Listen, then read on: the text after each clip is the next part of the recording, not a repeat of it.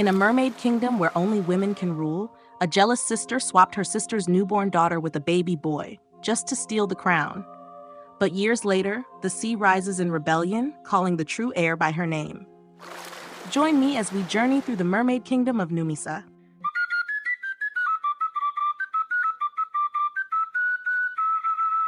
Before we dive into this magical mermaid tale, tell me, where in the world are you watching from?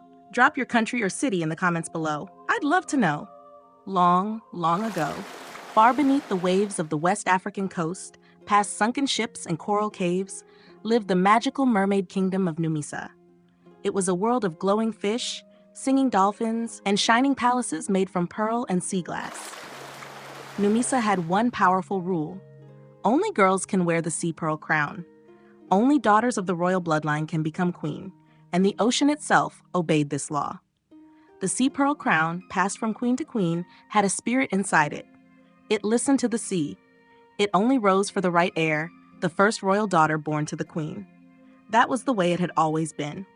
Until the night Queen Saphira gave birth, and everything changed. Far beneath the sparkling waters of the ocean, where sunlight danced with shadows and the coral palace gleamed like rainbows, there lived a powerful queen named Saphira. She ruled the underwater kingdom of Numisa, a kingdom known only to the ocean's oldest spirits and the whispering waves. She was kind, beautiful, and powerful. She could call rain with her voice and calm storms with a blink. In Numisa, only women ruled. The sea pearl crown, passed down through generations, would only bond with the firstborn girl of the royal bloodline. But peace doesn't last forever. And not every sister wants to remain in the shadows. Lady Luma, Queen Saphira's younger sister, had always lived in the palace, but never in the spotlight. She was proud, smart, and very beautiful. But she was also jealous, bitter deep inside. She had always watched Saphira sit on the coral throne while mermaids bowed before her. She had always hated the way the sea pearl crown glowed for Saphira and not for her. Why her and not me? She whispered every night, staring at the glowing waters outside her window. When Saphira announced she was pregnant, the kingdom celebrated. But Luma's heart darkened. If she gives birth to a daughter, I will never have a chance at the crown, she said to herself. Lady Luma had no children of her own. She had tried, but no baby ever stayed in her belly. And she knew she would never wear the sea pearl crown because the law said only girls from the queen's line could rule. So Luma made a plan. If I can't give birth to a queen, she whispered one night, I will become one by trick. It was a stormy night when Queen Saphira went into labor. The sea roared and thunder clapped above. The stars sparkled like eyes watching from the sky. Some said it was because the sea spirits were excited. Others said it was a warning. Inside the royal palace, Queen Saphira cried out in labor. Midwives rushed around her as golden dolphins sang songs of strength. Finally, with one loud cry, the queen gave birth to a baby girl. The child had scales that shimmered like gold dust, and her first breath made the water around her sparkle. Her cry sounded like sweet music. Everyone said, "She is the chosen one." "She is here," Saphira whispered with tears in her eyes, "the next queen." But in the shadows, watching quietly, stood Lady Luma. Her heart burned with envy. She had always lived in Saphira's shadow, always second, always ignored. And now this baby would take the crown that Luma had always dreamed of. But Luma had a plan. That same night, in a small corner of the ocean, a poor, shipwrecked mermaid who had survived the great storm gave birth to a baby boy. The boy was healthy, strong, and quiet, but he was not royal, and in Numisa, no boy could wear the crown. Lady Luma found out about the boy. She bribed a greedy midwife named Mama Joro, who helped in both births. Swap the babies, she ordered. Take the queen's girl. Give her to the poor family. Bring me the boy. And say nothing! If you speak, the sea will never find your bones. The midwife was afraid. But boys can't rule. The sea will not allow it. I don't need the boy to rule, Luma hissed. I just need my sister out of the way. Once the baby girl is gone, I will become queen. I will hide the boy and lie to everyone. The terrified midwife obeyed. The baby girl, the true princess, was placed in a soft seaweed basket and left at the edge of the reef near the homes of common merfolk. "Where did you come from, child?" Mina, the pearl collector who found her, whispered. She named her Nala, believing she had been sent by the sea. The baby had appeared inside a glowing seashell during the storm, alone. crying, with scales as soft as pearls and hair that flowed like waves. And the baby boy, unaware of the lie, was wrapped in royal cloth and placed beside Queen Saphira. By morning, Queen Saphira was handed a baby boy, and confusion filled her face. "A boy?" she whispered weakly. "But I saw a girl." The midwife shook her head. "No, Your Majesty, it was a boy. You were tired." And Saphira, exhausted and trusting, closed her eyes. She never opened them again. The next morning, Queen Saphira was found lifeless in her bed. Her eyes were closed, her lips were blue. The kingdom wept. They said it was a rare sea fever. But the truth was far worse. Lady Luma had slipped a poison made from black sea urchins into her sister's water. Too clean, too silent. "Now the throne is mine," she whispered, looking at the crying baby boy. The palace was filled with sorrow. Lady Luma wept loudest of all. "She died in her sleep," she said with fake tears. "but her baby, her son, remains. We must protect him." "Son?" the royal elders whispered. "But the sea said the queen would have a girl?" "The sea has spoken," Luma said quickly. "Gave us a boy. Maybe the old ways are changing." The elders were unsure, but they had no proof. The real princess was gone. The queen was dead. She ordered the child to be hidden away in a dark reef far from the palace. No one was to speak of him again. And then, with tears fake as pearls, she held the royal funeral. She wore sea blue and spoke of love. "My sister's death is a great loss," she said. "but the child left behind cannot rule. He is a boy." The people murmured in confusion. "Then who will rule us?" "I will," Lady Luma said with a sweet smile. "until the sea chooses again." And so, with time, Lady Luma was crowned Queen Regent, ruling in the boy's name. Little Nala grew up far from the palace, near the coral cliffs where seaweed farmers and shell collectors lived. Her adoptive mother, Mina, was kind and hardworking. She didn't know who Nala truly was, but she knew the girl was different. Nala grew up wild and curious. She could speak to dolphins. She could calm storms by singing. As a baby, Nala giggled and the water bubbled. When she cried, the sea turned stormy. Mina knew the girl was not ordinary. "You are special," she told Nala. "The sea gave you to me." But Nala often looked at the moon and asked, "Who am I? Why do I feel like the ocean speaks to me?" Mina would only hug her tightly and say, "One day you will know." One day, when she was 6, she got upset with a friend, and the waves pulled the girl's shell necklace clean off her neck without touching her. Everyone was shocked. "She is ocean-born," the neighbors whispered. "She is special," her mother said. Nala didn't know the truth, but she often dreamed of a glowing crown and a woman with blue eyes and a voice like song. "Come to me, Nala," the voice whispered in her dreams. "The sea remembers you." Back in the palace, Lady Luma grew older, but her jealousy never faded. The sea pearl crown still refused her. When she placed it on her head, it turned dull and cold, but she forced it anyway. She wore it at ceremonies. She ruled with fear and beauty. She told everyone that the crown would obey her in time. "I am queen," she would say. "The sea is mine." But the sea whispered otherwise. The creatures no longer sang at her voice. The tides disobeyed her. Whales passed the kingdom without greeting. The ocean was restless. It was waiting. At 16, Nala began to feel more different. One day, when a boy in the village teased her, her anger made a huge wave rise and knock him into the air. Another day, when she was sad, it rained under the sea, something that had never happened before. "You must be careful," Mina warned. "You are changing." Nala began having dreams. Dreams of a palace made of coral and pearl. Dreams of a mother with long blue hair and a voice that sounded like wind on water. "Come home," the voice whispered. Nala woke in tears. "Home?" she asked. "But this is my home." Then came the vision.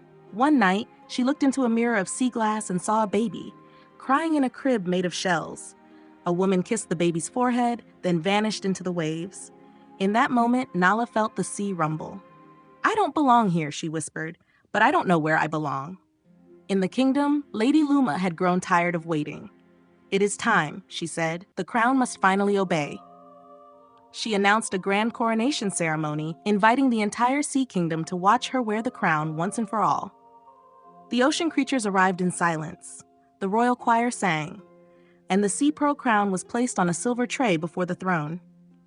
Lady Luma stepped forward, confident. But when she reached for the crown, the tray cracked, the water turned cold, and the whales moaned in sorrow. Still, Luma lifted the crown and placed it on her head. But this time, the crown burned her. She screamed and dropped it, her fingers glowing red. And then the ocean floor shook. A loud chant rose from the waves, not from mouths, but from the sea itself. Nala, Nala, Nala, Luma froze. Who is Nala? She asked, her voice trembling. The sea did not answer her, but far away in shell deep, Nala heard her name carried by dolphins.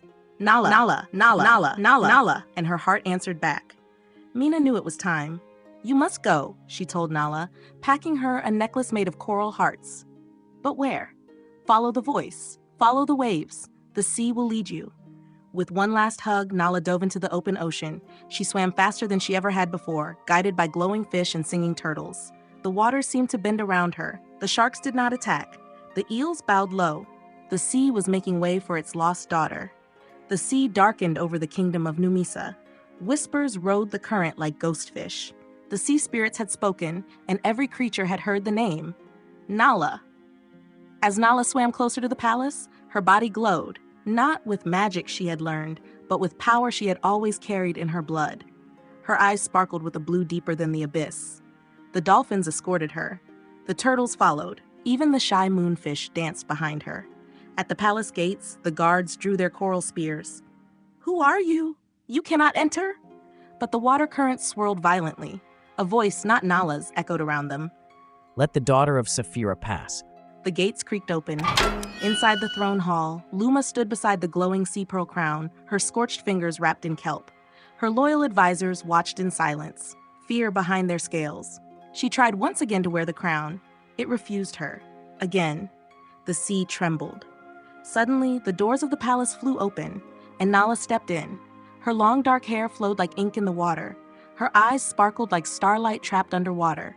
Luma gasped. She had only seen that face once, wrapped in blood and ocean foam 16 years ago. Who are you? She asked, though her voice shook. Nala stepped forward slowly, the sea parting around her. I don't know what I am, but the ocean called me. And then the crown, on its own, floated into the water, glowing brighter than ever. It floated straight to Nala. The entire hall watched in awe as it hovered above her head. The moment it touched her, it lit up with fire and gold, and a voice louder than any current said, The rightful queen has returned. Long live Queen Nala. Luma screamed. No, it's a trick. She's a nobody. She's a commoner. But the palace walls began to shake. Portraits of former queens shimmered, and in each one, Nala's face appeared where Saphira's baby once had been. The midwife, now old and nearly blind, stepped forward from the shadows. Her conscience had eaten her alive for years. Forgive me, my queen, she said, kneeling before Nala. It was I who swapped you. I was paid, threatened. I took you from your mother. Nala froze. Then, Queen Saphira was my mother? The midwife nodded, crying. And she was murdered, poisoned by her sister. Nala turned slowly to Lady Luma, who was trembling now. Is it true? She whispered. Luma's silence screamed the truth louder than any storm. The ocean rose inside the palace. The windows cracked. The coral shook. Sea spirits appeared, transparent women with glowing crowns, queens of the past. They circled Lady Luma. You broke the law of blood and crown, they said. You betrayed your sister. You stole a throne, and the sea does not forget. Luma fell to her knees. Please, I just wanted to matter. I was always in her shadow. But the spirits didn't flinch. Power taken through lies never lasts. They swirled around her, and with one final roar, dragged her into a whirlpool that formed in the center of the palace. When the waters calmed, she was gone. Just silence. And Nala. The sea pearl crown glowed steady on Nala's head. As she took the coral throne, every creature in the sea bowed, sharks, seahorses, eels, even the palace guards who once blocked her path. A voice echoed once again, Long live Queen Nala of Numisa. Long live the queen. But Nala, tears on her cheeks, whispered, Long live Queen Saphira, my mother. The people wept. She did not punish the midwife. She only said, You did a great wrong, but guilt is a prison of its own. Help me now build a better kingdom. And the midwife bowed, saying, Until my final breath, your majesty. The seas grew warmer. Storms became gentler. Fish returned to reefs they had abandoned. The ocean felt whole again. She made peace with the shipwrecked mermaids. She found the poor boy who had been swapped in her place and raised him in the palace like a brother. You are not my enemy, she told him. You are my reminder. She turned the palace into a school for orphaned mermaids, so no child of the sea would ever feel forgotten again. Each full moon, She stood at the shore, whispering to the stars, "I hope you're proud of me, Mother." And the waves would shimmer in reply. Legends of Queen Nala spread beyond the waters. Sailors claimed they saw a girl riding dolphins, her hair glowing like moonlight. Children on beaches told stories of a queen whose tears could heal and whose laughter brought rainbows in the sea. But the truth was simple. Nala had been born a queen, stolen at birth, raised without a crown, and returned by the sea, because the sea never forgets, and it always brings its daughters home. And that was the story of Queen Nala, the lost daughter of the sea, returned to claim her crown. If you enjoyed this magical tale, don't forget to give it a thumbs up, share it with someone who loves stories full of mystery and royalty, and leave a comment below. We'd love to know your favorite part. Did the crown surprise you? Did the sea spirits give you chills? Let's talk in the comments. And if you want more beautiful African-inspired fantasy stories like this one, make sure to subscribe and turn on the notification bell so you never miss a tale from the deep. Until next time, remember, the sea never forgets, and neither should you. Subscribe.